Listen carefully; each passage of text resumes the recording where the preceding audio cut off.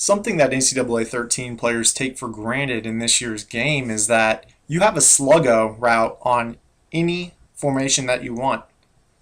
Well, let me correct myself. Any formation that involves the motion of wide receivers when you flip the formation. And I'm going to go ahead and show you what I mean here in this video.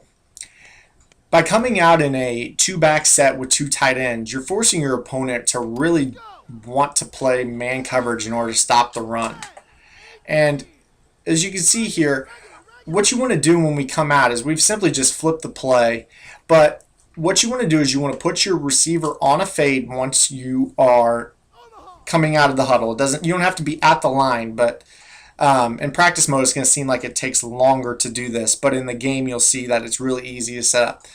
And once you do put the receiver on a fade, go ahead and just flip the formation, and you will notice that the fade stays the same.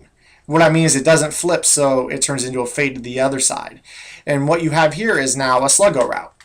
So when you're running the ball out of a formation such that eye tight, you're going to get somebody in man coverage. And what's really nice about this is that this Sluggo is unbumpable because it is a fade. So when somebody runs that overpowered two-man under on you, the outside DB cannot get a jam on the wide receiver. This allows us to throw the ball up the seam as the receiver breaks it off. And the route most resembles a Sluggo, which means slant and go. So as you see here, he gets enough separation for us just to throw a simple inside pass lead against the two-man under, and there is no press. What I like to do is I will just simply come out and establish a run game by, toss, power-o, something, with a team like Stanford, which I don't know if you've noticed, but Stanford has, in my opinion, the best two tight ends on the game. In my opinion, I like them better than Eifert out of Notre Dame. Zach Ertz, who's 6'6" and 87 speed, with 91 catch in traffic and 84 jump, and then LEVINE TOILOLO is 89 overall, 85 speed. He's 6'8", 89 truck. So a team like this is very good to run this little scheme with because these tight ends are just animals. And you can establish a power run game and really force your opponent to go into, man blitzes, bump and run coverage, stuff like that. So like, as you can see, if your opponent just calls a simple man blitz against the run, you can put your receiver on the fade. As you break the huddle, the first thing you do is put circle on a fade and then flip the formation, which it will allow you to do that. And then you can really just, let's go ahead and go into a max protect here against the blitz. You can just hike throw this ball because of the sagging coverage, and it's an easy completion. So, and then when they go to the man, very much the same, just the man press version, you just put the guy on a fade as you break the huddle and flip the formation. And all of a sudden you got yourself a Sluggo. Very simple tip, but something that you can do to easily confuse your opponent. And the Sluggo is very effective against two-man under. So, establish that run game, especially with a team like Stanford with a good running back in Stephen Taylor, and then these two powerhouse tight ends who are the best two tight ends on the game on the same team. And then, truthfully, it doesn't even matter whether or not you have an elite receiver, because Stanford certainly doesn't. As you can see, this Montgomery is only 82 overall, 91 speed, 90 excel. Not really a burner, but as you can see, he just torched Alabama's two defensive backs, D. Milliner, and John Fulton.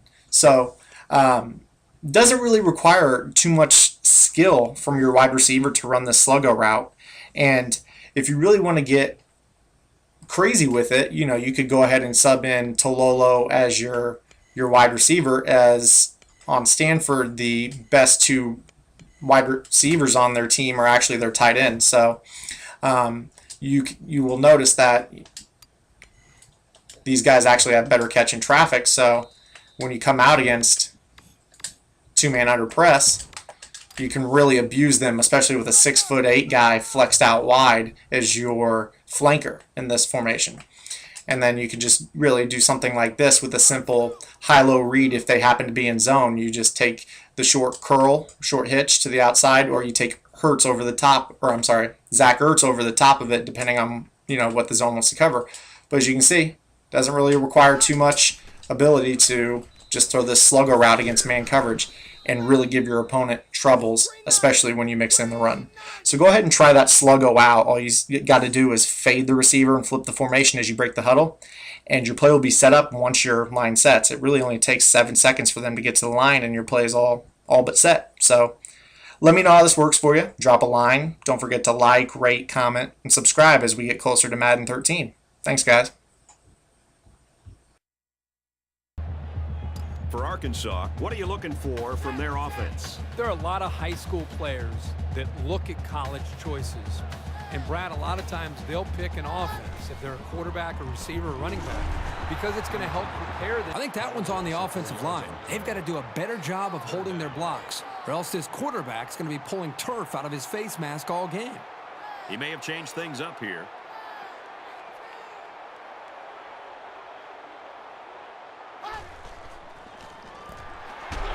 And he's hit before he can go anywhere.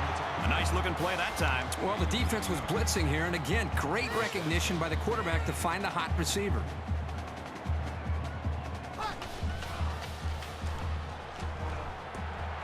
Quick strike to the receiver.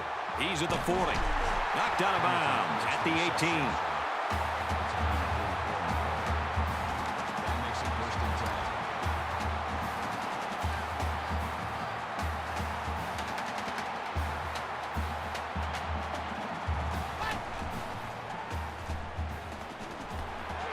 Gets it out to his receiver in a hurry.